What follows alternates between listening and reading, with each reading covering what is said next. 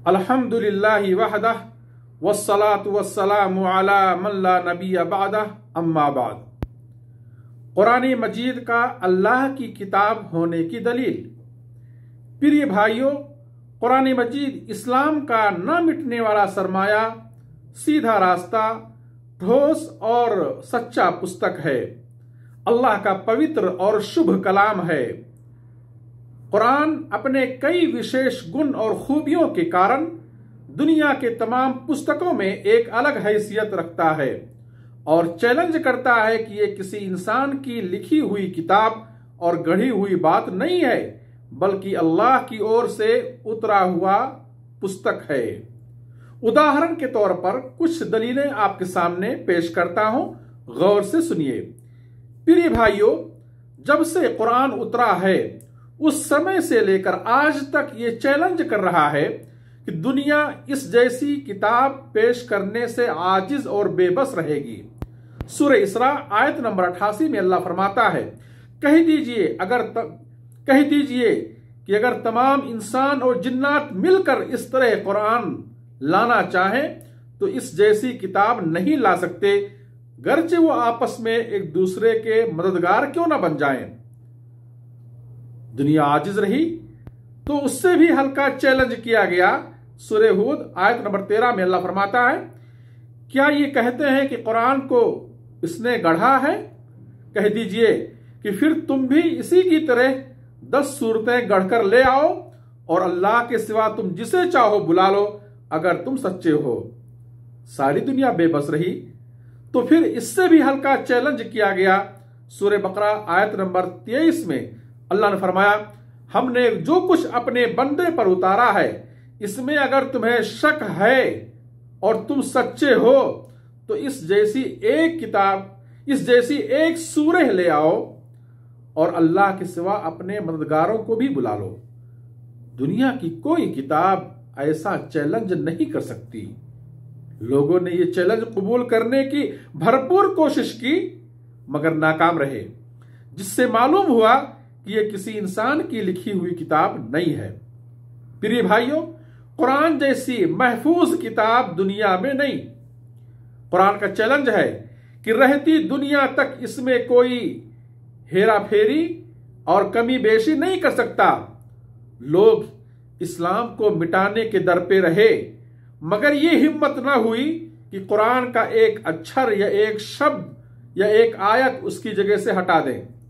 कुरान जैसे उतरा था आज भी उसी शक्ल में मौजूद है और सुरक्षित है। अल्लाह फरमाता है, ला यातीहिल बातिलु मिन बैनि यदैहि वला मिन खल्फिही तंजीलुम मिन हकीमिन हमीद।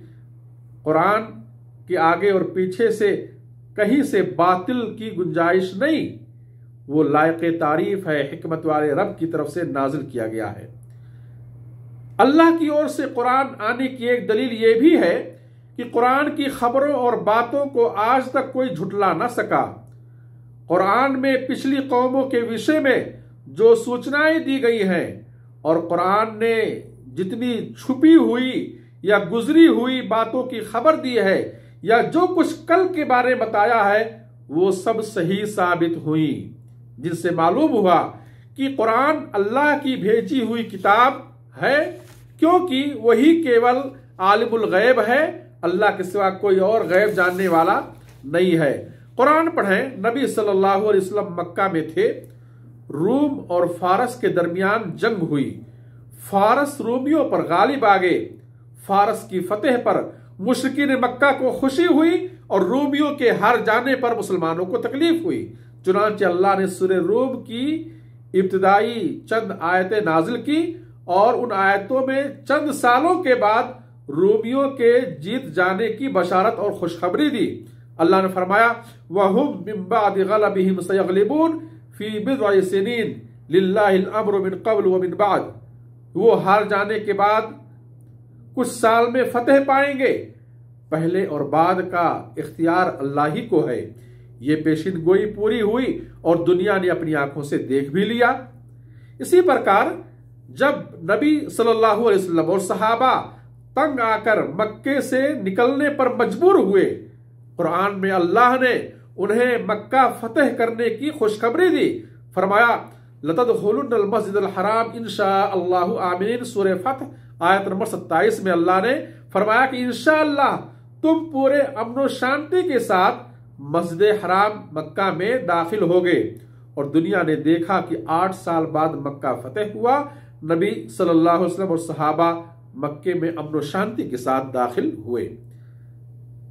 प्रिय भाइयों, दुनिया में किसी इंसान की बात में वो अथर, मिठास और खिंचाव नहीं है जो कुरान में है। पढ़ने और सुनने वाला कुरान का हो जाता है। बार बार पढ़ने के बावजूद दिल नहीं उकताता। हर बार ये महसूस होता है कि पहली बार पढ़ रहे हैं। इस्लाम के दुश्मन मुशरिकीन मक्का रात के अंधेरे में छुपकर रसूलुल्लाह सल्लल्लाहु अलैहि वसल्लम के घर की तरफ आते और बाहर बैठकर कुरान की तिलावत सुनते। हालांकि वो कुरान और नबी के दुश्मन थे, मगर कलाम की मिठास, कुरान की मिठास और तासीर के आगे मजबूर थे। ये मामला दुनिया में किसी और किताब के साथ नहीं है। प्रिय भाइयों, कुरान मजीद का सीखना, याद करना उम्मत इस्लामिया, अरब और अजम, पूरी दुनिया वालों के लिए इंतहाई आसान है। मुसलमानों ने जिस तरह कुरान का ख्याल रखा, सीखा, सिखाया और याद किया, कोई और कौम अपनी धार्मिक किताब की ऐसी खिदमत और हिफाजत नहीं कर सकी। और न दुनिया में किसी और किताब के इतने हाफिज पैदा हुए और न होंगे। ताज्जुब है कि जो अरबी जुबान नहीं जानता है वो भी एक एक अक्षर और शब्द याद कर लेता है। कुरान की सच्चाई की एक खुली दलील ये है कि वो हर इख्तलाफ और टकराव से पाक है। कुरान की बातें आपस में एक दूसरे की तायीद करती हैं। अगर कुरान अल्लाह का कलाम ना होता तो इसमें कमी, इख्तलाफ और टकराव जरूर पाया जाता। अल्लाह फरमाता है वलौ कान मिन इंदि गैरिल्लाह लवजदू फीहि इख्तिलाफन कसीरा। अगर ये अल्लाह के अलावा किसी और के पास से आया होता तो इसमें ये बहुत ज्यादा इख्तलाफ पाते। क्यों?